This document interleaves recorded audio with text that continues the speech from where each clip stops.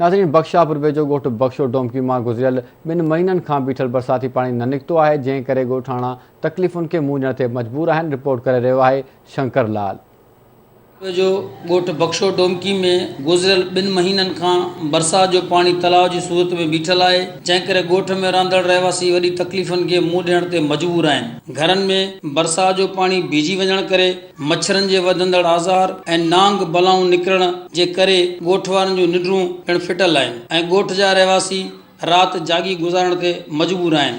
ॻोठ जे रहवासियुनि उन ॾस में आवाज़ न्यूज़ सां ॻाल्हाईंदे चयो त असां मिसकिनूं बरसातनि में पानी 2 महीना थिया बीठो आहे, घर किरी पिया आहिनि। असां टाउन वटि वियासीं, टाउन वारे खे चयोसीं, टाउन असांजो मदद कोई न करे थो। असां मिसकिनूं ग़रीबियूं बिलावल खे चऊं था, ग़रीबनि जो स्कूल जो रस्तो कोन्हे, असां पाणी में अची वञूं था, नांग आहिनि छा आहिनि असांजा, अधु राति जो अचूं था। महिरबानी करो असांजो पाणी जेको आहे कढायो। असां वटि पाणी आहे, असांखे बोड आहे, असांजो पाणी जो चारो कोन आहे। असां रड़ कया, असांजा ॿाल पिया आहिनि, बीमार थी पिया आहिनि, बकरी मरी विया आहिनि, असां पची पिया आहियूं। न मानी जो जा, न पाणी जो जा, न कट जो जा। असांजा स्कूल में ॿाल बि नथो वञनि, एतिरो ॻोल्हे जेतिरो पाणी आहे। वास्ते अलाह जो असांजो मालिकी करो। असां वटनि ॾे वियासीं, 2-3 ॾे वियासीं, पाणी जो असांखे तकलीफ़ ॾाढो 2 महीने खां वठी बरसाति हुयो।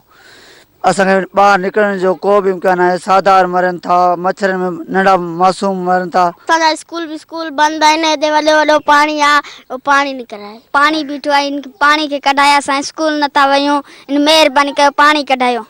ॻोठ बख्शो डोमकी जे रहवासियुनि जूं ॻाल्हियूं ॿुधियूं। हिन जो चवणु आहे त गुज़िरियल 2 महीननि खां ॻोठ में बीठल बरसाती पाणी निकाल न थियण सबबि अज़ाब वारी ज़िंदगी गुज़ारण ते मजबूर आहियूं। बरसात जे बीठल पाणी सबबि मुख़्तलिफ़ बीमारियुनि मुंहुं कढियो आहे ऐं पाणी निकाल न थियण करे संदनि जा घर ॿुॾी विया आहिनि। रहवासियुनि वॾे वज़ीर ऐं deputy commissioner Kashmore at Kandhkot खे अपील कंदे चयो आहे त ॻोठ मां बरसात जो बीठल पाणी निकाल कराए परेशानी ख़तमु कई वञे। कैमरामैन दर्शन करीवाल सां गॾु शंकर लाल, आवाज़ न्यूज़।